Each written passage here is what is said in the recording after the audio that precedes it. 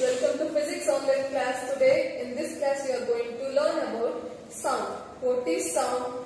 How sound is produced? How sound propagates? How sound is received? We are now coming to the first topic, that is production of sound.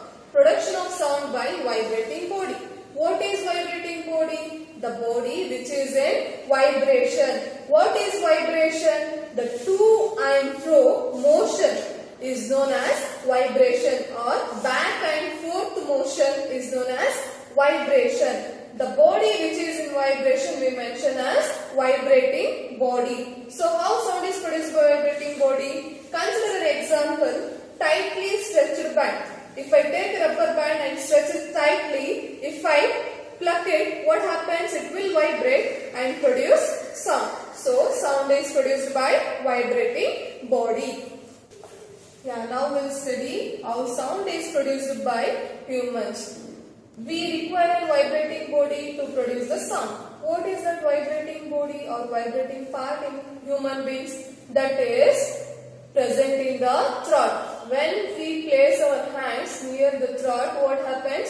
When we swallow, we feel a bump, and that is because of the voice box or larynx. So in human beings, sound is produced by voice box or larynx. Let us study how vibration is produced in the voice box or larynx. So here we have a diagram of voice box or larynx. Here you can observe vocal cords. You can observe vocal cords which are stretched across the larynx. They are stretched across the larynx. Vocal cord 1, vocal cord 2. They are stretched across the larynx. While stretching, they leave a narrow gap between them, and that gap is called slit. Now, voice box is present above the windpipe. It is present above the windpipe. So, when lungs push air through this gap, that is called slit. When lungs push air through this gap, what happens? Vocal cords will vibrate because they are stretched. As they are stretched, when air is passing through the slit, vocal cords will vibrate. And the vibration of vocal cords in the voice box or larynx produce sound in humans. One more thing, here vocal cords is having some muscles attached to it. When muscles are tight and thin, it produces a quality of sound that is different from the sound which is produced when vocal cords muscles are loose and thick. So this is how sound is produced by humans. Okay, till now we studied how sound is produced by vibrating body and how humans produce the sound. Now we will go through the propagation of sound. How sound propagates. Propagation means traveling from one point to other point. I am now speaking. You can hear my words, right? Then how my sound is traveling to you? The way it propagates. We are going to study in this topic. So now consider medium. What is medium? Between me and you there is a medium. It means a channel connecting. It acts as a bridge. Medium is a bridge which helps to communicate me with you people. So here medium is in 3 states, that is solids, liquids and gases. Consider an example of 2 boys holding a wood scale. What happens? First boy will scratch the wood. Second boy may feel the vibrations passed in the wooden scale. So that sound is traveling through the solids. In liquids also sound will travel. When water forms some wave, you can observe the vibrations, right? If they make in large amount, then you also hear the sound through liquids. So what about gases? Air. Consider an example of air. When I speak, if you are standing in front of me at a distance, the sound will travel from my side to your side. That is, medium is air between us. So now sound is traveling through solids, liquids and gases. How sound Yeah, now let us take an example of air as a medium through which sound will propagate. What is happening here are the vibration of sound, vibrations of sound which might be produced by human beings or any birds. What is happening when vibration reach the air medium? When vibrations are coming out of my mouth to the environment, it will reach the air medium and it hits the first particle. Vibration of sound hits the first particle and first particle will gain energy and it will hit the second particle. Now second particle is going to hit third particle. This goes on hitting other particles until it reaches the receiver. Consider an example of, let us consider Mohan at this point and Kiran at this point. When Mohan is speaking something, his words has to travel to Kiran. What happens when he speaks? His vibrations of sound reach the medium, that is air medium. After traveling of first particle to second particle to third particle, goes on further until it reaches the Kiran ear. So this is how sound propagates through a medium. It travels in solids, liquids and gaseous. One more important point in this, sound will travel faster in solids because solid particles are closer together. They are close together, so sound can travel easier and it is fast in solids, but it is very slow in the gas because in gas particles are away from each other. This is how propagations of sound takes place. Yeah, let us study now about reception of sound. Means how sound is received through our ears. We hear sound through our ears, right? So let us study the diagram of ear. Here is the diagram of ear, human ear. What happens? This is, you can see, right? This is the outer part of the ear, which is like a funnel shape.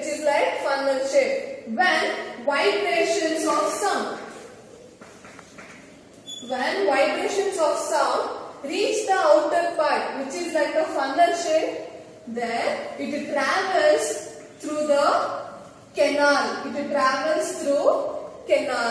And at the end of canal, there you can observe eardrum.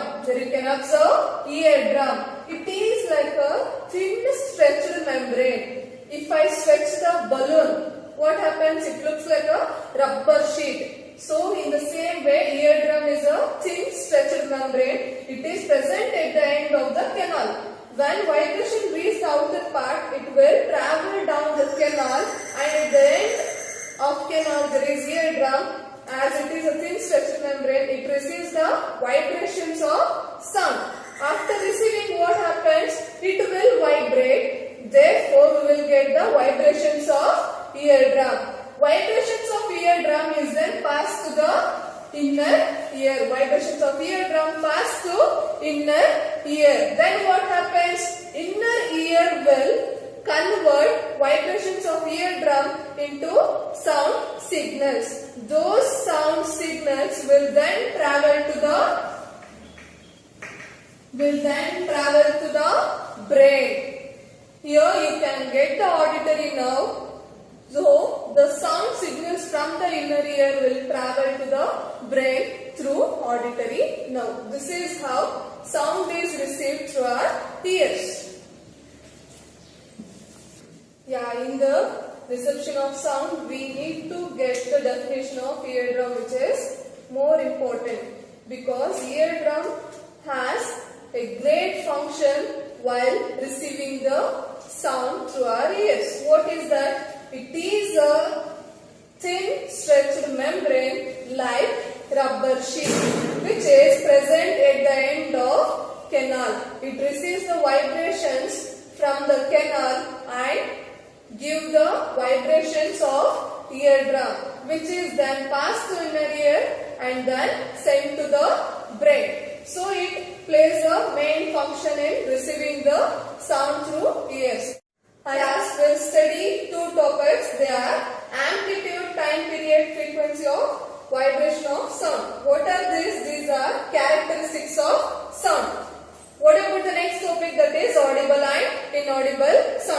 study one by one. Yeah, students, let us start with the first one, that is amplitude. What is amplitude? Here we have a definition. The maximum distance to which a vibrating body moves on either side of its mean position. This definition we can understand from the diagram. We will consider a sound wave or vibration of sound wave in the form of waves. Oscillatory motion. I think you got to know what is oscillatory motion.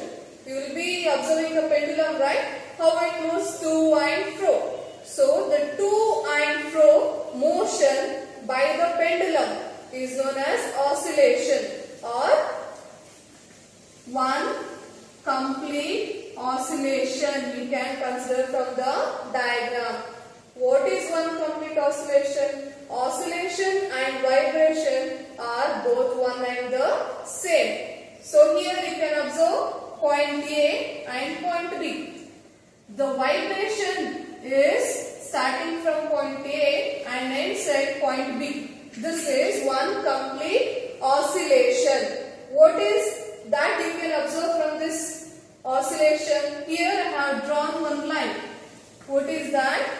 The maximum distance, it is a maximum distance from this point to this point. It is increasing from 0 to maximum distance given by d. Consider distance in the form letter. Let us denote it as d. So, the wave is increasing from point 0 to some point d. This is the maximum distance travelled or moved by the vibrating body.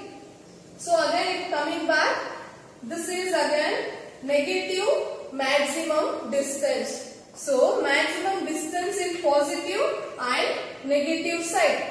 Here in the middle line we consider it as main position. So the maximum distance to which vibrating body moves on either side. Either side means both sides of the main position. This is the main position and these two are either sides. So it is reaching maximum distance, and this maximum distance is mentioned as amplitude. So maximum distance to which vibrating body moves on either side of its main position is called amplitude.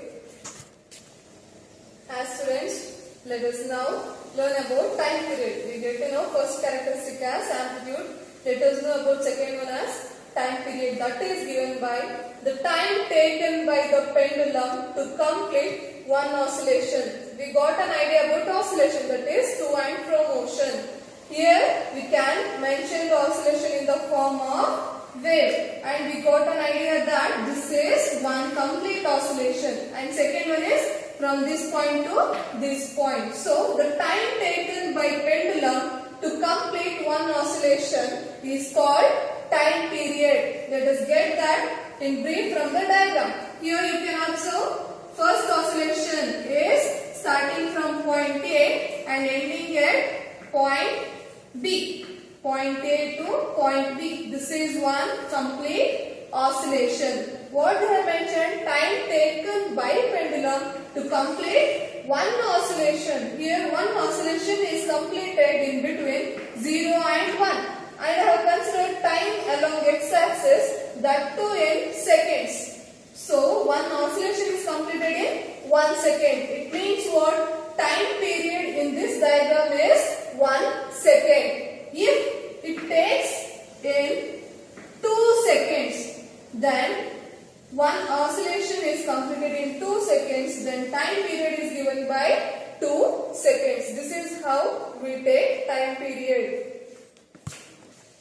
Yeah, now we'll discuss about frequency. It is given by the definition, the number of oscillation per second. Number of oscillations completed in 1 second is given by frequency. Here from the diagram, one oscillation is from point A to point B, and you can observe here I have mentioned 1, that is showing the time in seconds. So what does that mean? What is frequency in this diagram?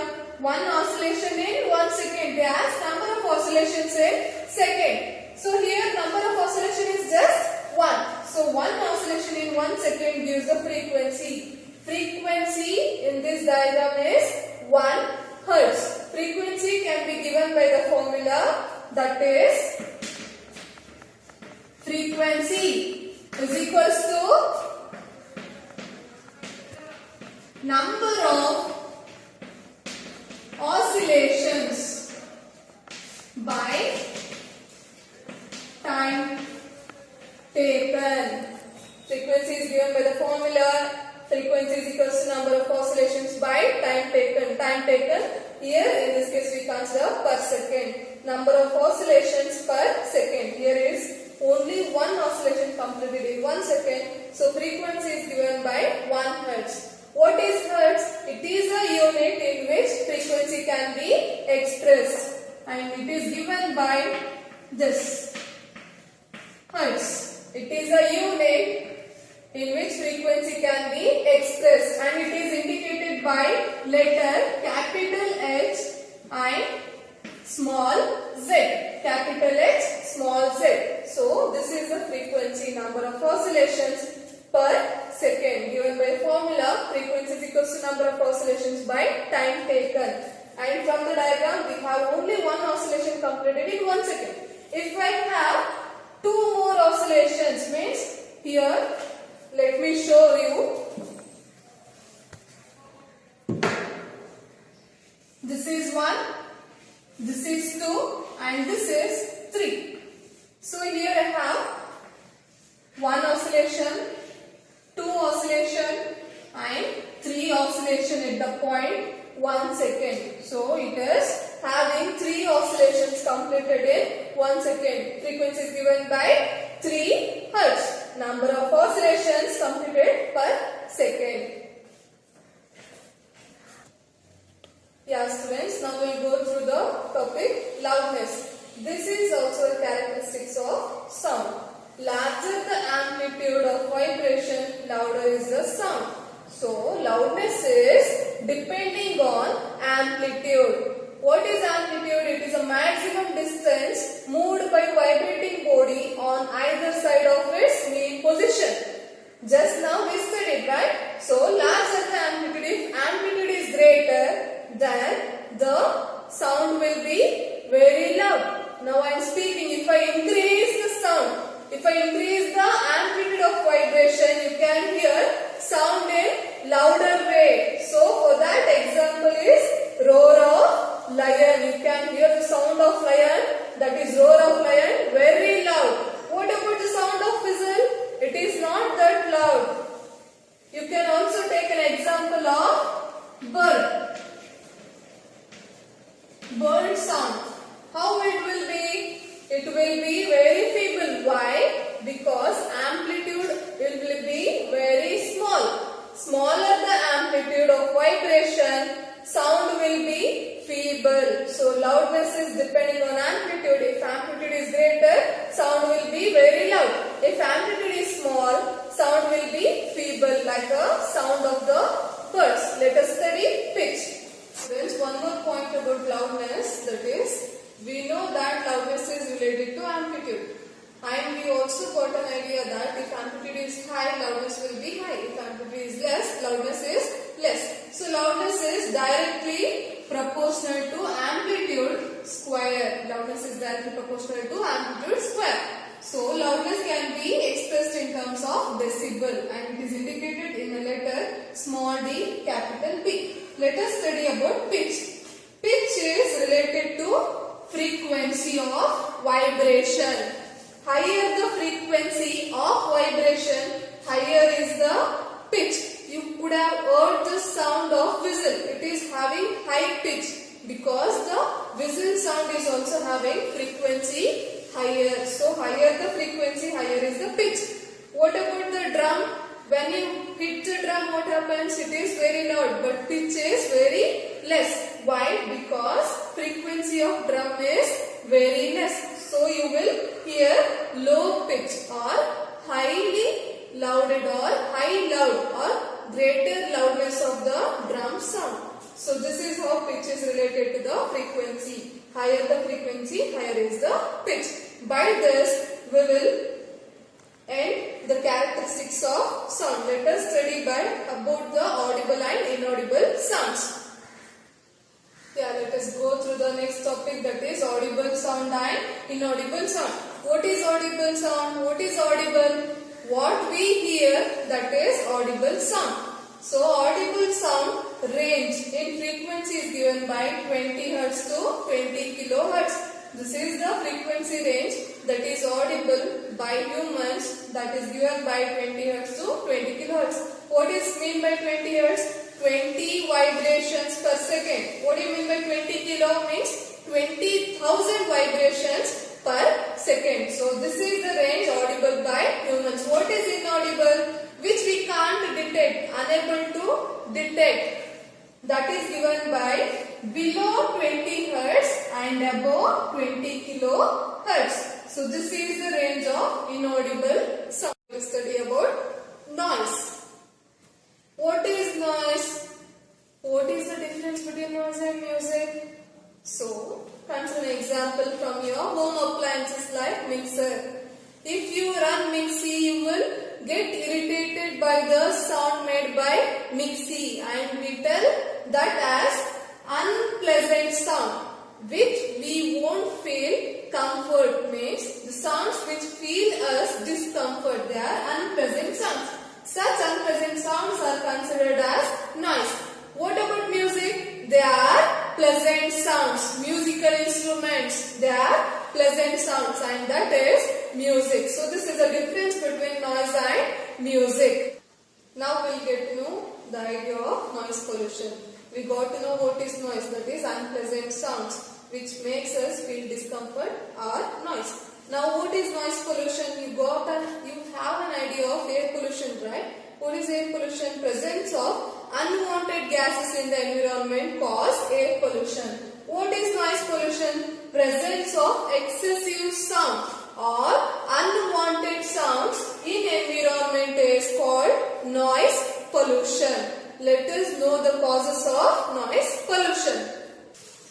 Here now, causes of noise pollution. They are sounds of vehicles. They make us to feel discomfort. So that is also one of the cause of noise pollution. Bursting of crackers. It also makes a lot of sound. That is also a cause of noise pollution. And also it causes air pollution. We can take an examples which we can see in surroundings. Construction area sounds. Means sounds from the area where construction is going on.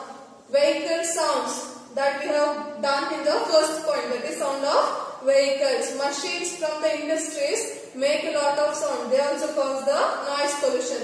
Let us study causes of noise pollution from the residential area. Yeah, now let us know about causes of noise pollution from residential area. From home appliances, means kitchen appliances like mixer, grinder, refrigerators, all make sounds which causes noise pollution. And also TV and radio set high volumes. They also are the causes of noise pollution. And again desert coolers or air conditioners, they also cause the noise pollution. So these are causes of noise pollution from residential area. Yeah, let us study now harms of noise pollution. We know that causes of noise pollution, and noise pollution is harming us in health related problems. In case of health related problems, what are they? They are lack of sleep. We may get less sleep. So hypertension means high blood pressure. Anxiety, we may feel nervousness. All these health related problems are caused by noise pollution, are the harms of noise pollution. One more important cause from the noise pollution is impairment of hearing. That might be temporary or permanent impairment of hearing. So these are health related problems which are considered as harms of noise pollution. We now study measures to limit noise pollution. In this, first one, usage of vehicle horns should be minimized. Industries, machines are run in industries. that should be located away from residential areas. Important point, that is installing silencing devices in aircraft engines, transport vehicles or home appliances and also machines. Planting trees. Planting trees will cut down the unwanted sounds, or it will cut down the sounds in the environment. So we have to take all these measures to limit the noise pollution. Now coming to the topic, hearing impairment. Hearing impairment can be caused by noise pollution. It might be temporary or permanent impairment of hearing. So to overcome the hearing impairment, we can, or the persons who are suffering from impairment of hearing can learn the sign language to communicate with other person. Technological devices. Nowadays science and technology has been improved. So technological devices will help their life to be better. So this is how impairment of hearing can be overcome.